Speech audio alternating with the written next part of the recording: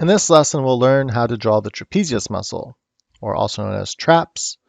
So you can see here, I just want to show you what they look like from this angle. So you can see the insertion point is similar to the deltoid. As we talked about in the deltoid, it inserts on the inside of the collarbone here. On the inside of the acromion, it fills in this little gap, and then it goes alongside the spine of the scapula, and then it comes up and it connects to other places like the back of the head and the spine, and I'll show that. I wanted to show this angle really quick. Now let's go ahead. All right, so as you can see, it's going to attach here up to the back of the head, and it goes up. If you think about the head as this being the bottom where the chin is, and this being the top, it's a little bit higher than the halfway line. And you can see about how high it is from this back base of the skull here. It kind of has there's two muscles separate, so you can just draw one curve if you want to, but there's technically like two curves here. And the shape, the overall shape, so it goes here and that. Here's where I'm showing where it connects along well, we can't see where it's connecting along the collarbone because this is overlapping it, but it wraps around the other side and connects to part of the collarbone. But here we see that's overlapping. It connects into the acromion part of the scapula, and then along the spine of the scapula. Then it kind of free floats here and hugs over the scapula, and comes down and connects along this edge of the spine here. And the overall shape is kind of like a kite.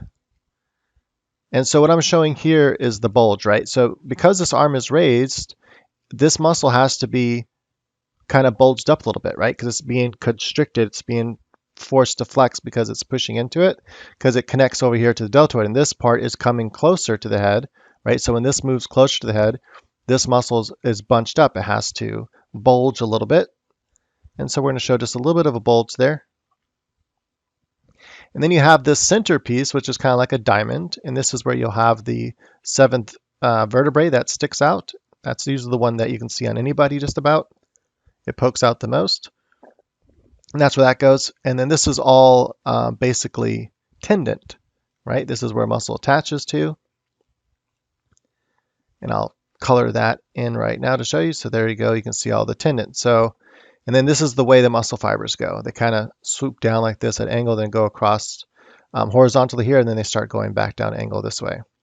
Right, so that's the overall shape. The overall shape is kind of like, it's similar to this shape. It's kind of like a diamond. If you were to fill this space in, it'd kind of make a diamond shape. Or because it curves in on this top part, it's more like a kite.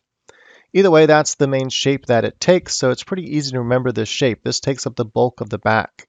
And it's a really good shape to memorize. Now there's certain parts that flex in here differently, like here and here, mainly because there's muscles underneath that we'll learn about the scapula that flex underneath. Gives you different shapes as the back is flexed, and we'll kind of go through some of that so we can try to make sense of the back bump muscles. Because when you have no anatomy knowledge at all and you see a flexed back, it's like, what is happening here?